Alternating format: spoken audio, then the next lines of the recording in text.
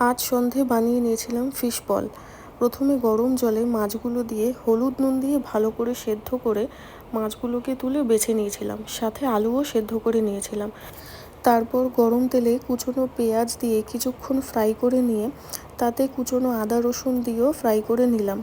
তারপর জিরে গুঁড়ো, ধনে গুঁড়ো, হলুদ গুঁড়ো, লঙ্কা গুঁড়ো, গরম মশলা এবং পরিমাণ মতো নুন দিয়ে ভালো করে মশলাটাকে কষিয়ে নেওয়ার পর মাছ এবং সেদ্ধ করা আলু দিয়ে ভালো করে মিশিয়ে নিলাম। তারপর লঙ্কা ও পাতিলেবু দিয়ে ভালো করে মিশিয়ে ঠান্ডা করে নামিয়ে নেওয়ার পর তারপর ছোট ছোট গোল গোল করে ফিশ বল তৈরি করে নিলাম। এরপর একটা বাটিতে কর্নফ্লাওয়ার, ময়দা, গোলমরিচ নিয়ে জল দিয়ে ভালো করে পেস্ট বানিয়েই এই ফিশ বলগুলো একবারে এই পেস্টে দিয়ে ভালো করে বিস্কুটের গুঁড়োয় কোটিং করার পর গরম তেলে ভেজে নিলেই তৈরি হয়ে যাবে আজকের ফিশ বল।